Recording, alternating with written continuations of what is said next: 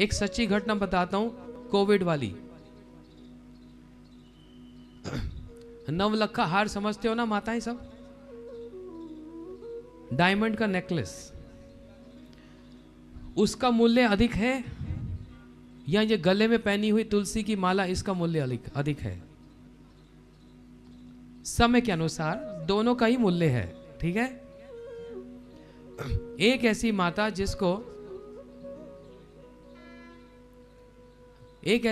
जिसको अपने गले में वो डायमंड का हार इतना पसंद था, कभी उसको छोड़ती नहीं थी, हमेशा पहन के रखती थी।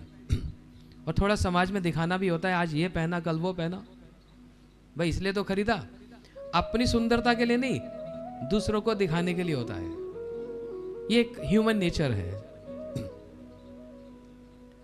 अब उस माता को हो गया कोविड और आईसीयू में ले जाया जा रहा है। जब उसको स्ट्रेचर में ले जा रहे थे तो उसने अपने बेटे से कहा, बेटा अब इसको उतार दे। बोलते, माँ तूने तो सारा जीवन इसको पहना, तेरा तो फेवरेट है। हाँ बेटा अब इसको उतार दे, अब इसकी कोई जरूरत नहीं है। तो मेरे लिए वो 100 रुपए की तुलसी की माला है ना, वो पहना दे। बोलते वो क्यों? बोलते अब पता नहीं मैं लौट के आऊंगी कि नहीं आऊंगी, और आईसीयू में ही अगर मेरा शरीर त्याग हो जाए तो डायमंड का नेकलेस काम नहीं आएगा, तुलसी की माला बहुत काम आएगी, क्योंकि अंतिम समय में गंगा जल और तुलसी। गंगा जी का पानी लेने में कोई कष्ट होता है? आप जितनी मर्जी बाल्टियां भर के ले जाओ, कोई आपको रोकने वाला नहीं। तुलसी का पत्ता कहीं पर भी प्राप्त हो जाता है। ये इतना अच्छा कॉम्बिनेशन है, जैसे होता है ना कॉम्बो होता है, बड़ा अच्छा कॉम्बिनेशन। इसके साथ ये खाओ तो बड़ा स्वाद आएगा, या वैद्य डॉक्टर भी बोलते हैं ये दवाई के साथ ये खाओ तो फायदा करेगी।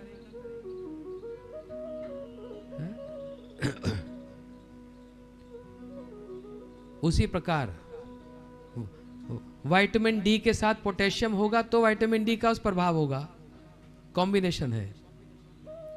ऐसे गंगा जी और तुलसी जी का बहुत बड़ा कॉम्बिनेशन है।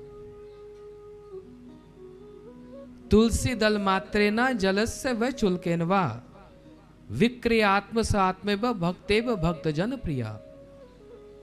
शास्त्रों में एक बात कही, ध्यान से सुनो।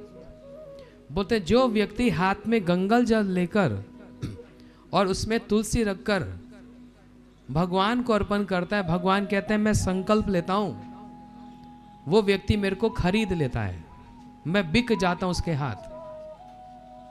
दो वस्तु क्या? गंगा जल और तुलसी पत्ता।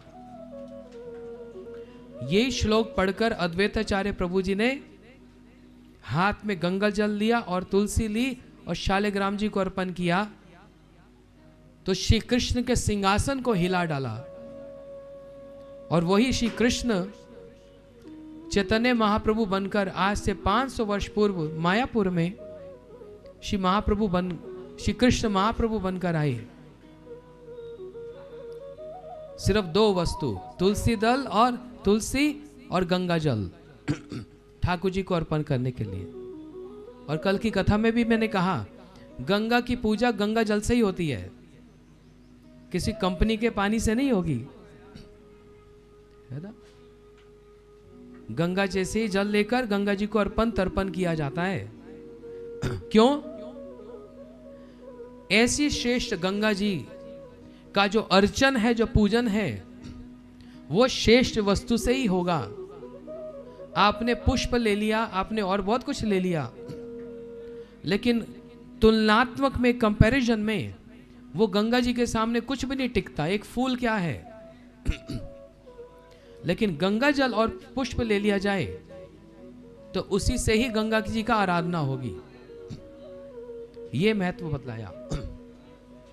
7 दिन यहां पर हम लोग हैं। कथा आरंभ से पहले सब गंगा जी को प्रणाम करके तो मंडप में बैठना चाहिए, ये पद्धति है। ये सौभाग्य कब मिलेगा फिर? और रोज हाथ में जल लेकर संकल्प लेके गंगा जी को अर्पण करना चाहिए। अपने मन के कुछ भाव, कुछ तर्पण करना चाहिए। मैंने पूर्व जन्मों में और पूर्व वर्षों में जो अपराध किए हैं, जो पाप किए हैं, हे गंगा देवी, मैं तर्पण करता हूं, आप में अर्पण करता हूं। आप कृपा करके मेरे इस तर्पण को, इस भावना को स्वीकार कीजिए। आप पतित पावनी श्री गंगा जी हैं। मेरे जैसा पतित कोई नहीं और आप जैसी कोई पतित पावनी नहीं। सारी नदियों में आप पतित पावनी होकर विराजमान हैं। इस प्रकार भावना के साथ फिर एक और हाथ में जल लेकर इस उद्देश्य से जल अर्पण करें। हे भगवती गंगे, आप जिनके चरणों से आ रही हैं, हमको भी उनके चरणों तक पहुंचा दो। मेरा तो वहां पर पहुंचना बहुत कठिन है, मुझे चरणों से लगा दे। मेरा तो वहां पहुंचना बहुत कठिन है। हे गंगा जी, आप मुझको वो चरणों तक पहुंचा दीजिए। इस प्रकार भावना से गंगा जल लेकर गंगा का ही अर्चन और अपने मन के भाव, और इससे ऊपर का एक लेवल क्या, तुलसी दल मात्रेना जलस्य व चुलकेनवा। हाथ में अंजलि धारण करके गंगा जल तुलसी लेकर अपने शालिग्राम जी, अपने ठाकुर जी को अर्पण करें। और जितना गंगा जल और तुलसी से भगवान प्रसन्न होंगे और इतना किसी और वस्तु से प्रसन्न नहीं होंगे। कारण